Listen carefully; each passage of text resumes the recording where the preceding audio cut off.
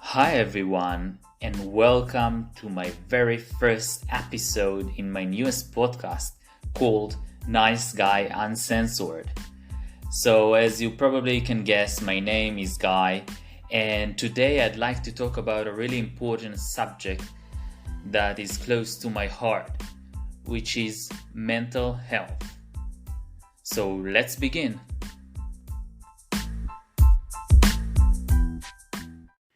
I would like to start off by telling you a story about a friend who recently got fired as part of the global layoffs that are currently happening in the world. And what he told me really got me puzzled. He said that people were really nice to him, confronting him and saying that everything is for the best and don't you worry, you will get another job, a better one, hopefully. But what nobody asked him is, how are you feeling about this? And how are you coping with this unpleasant event? Let's be honest, getting fired has a tremendous effect on a person's life. There is no doubt about it. Both financially, that's for sure, but also emotionally. And that's what led me to the main question is why, as a society, are we always trying to run away from negative feelings and thoughts, and automatically we are embracing only the positive thinking? Don't get me wrong. Positive thinking is important. It's important to cope with our life, but also being in the moment and reflect on our feelings, whether are good or bad, is very important.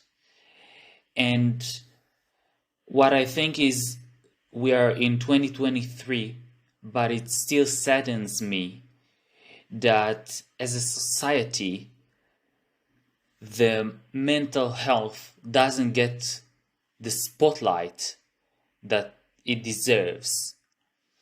I think that this subject is so complicated and so surrounded by stigmas, prejudices, that we are so afraid to talk about it, to even think about it.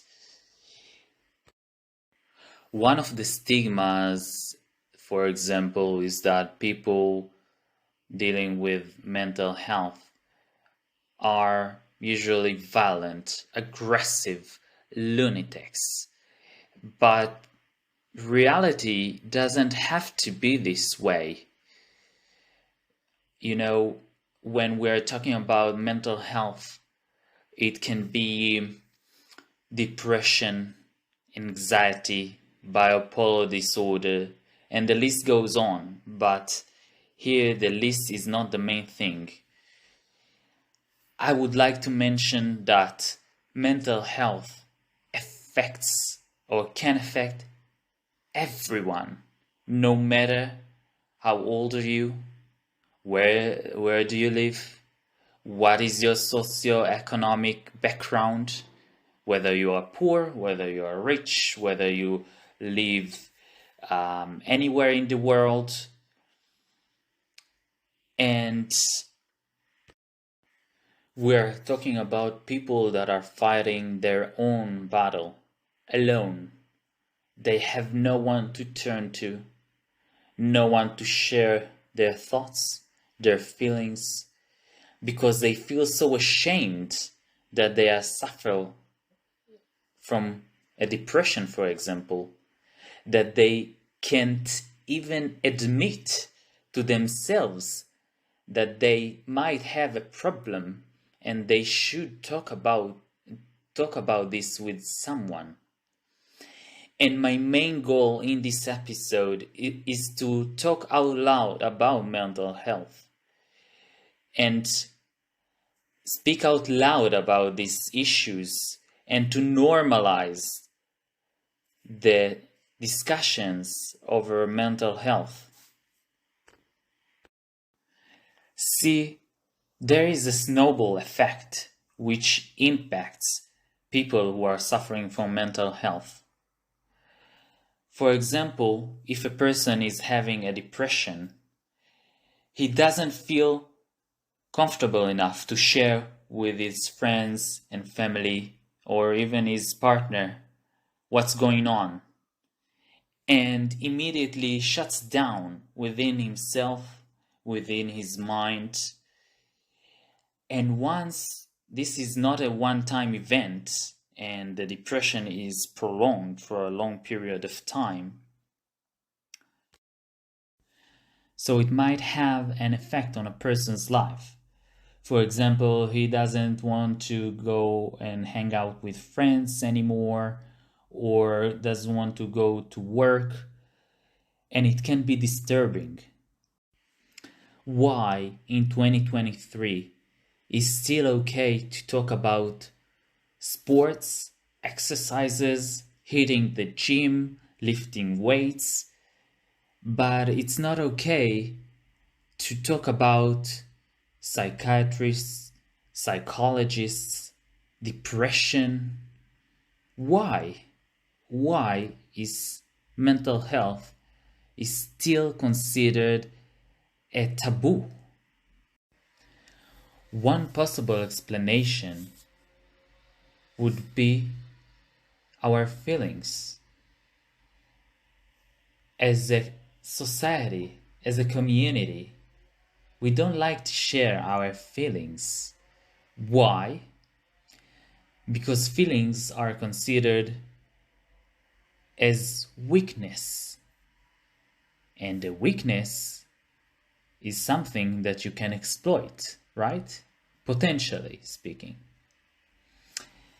It is okay to brag about succeeding in our work or getting promoted or being in a successful relationship. That's okay. But sharing our insecurities, our discomfort, it's not okay. And the thing is, we might never know what's behind a person's smile. Each one of us is dealing with life and the day-to-day, and we might not notice the other person and what he's dealing with. So that is why we should be more sensitive to other people. Luckily, we do see a slight change towards mental health recently. Their Royal Highnesses, Prince William, Princess Catherine, and Prince Harry, established a few years ago the organization called Heads Together, which aims to bring the awareness to mental health field. And celebrities like Lady Gaga and Selena Gomez also talked openly about the issue.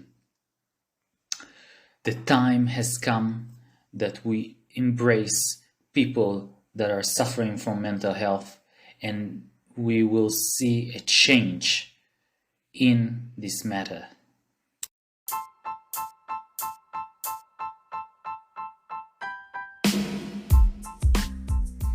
That's all for now. Thank you for being with me and listening to my episode. Stay tuned for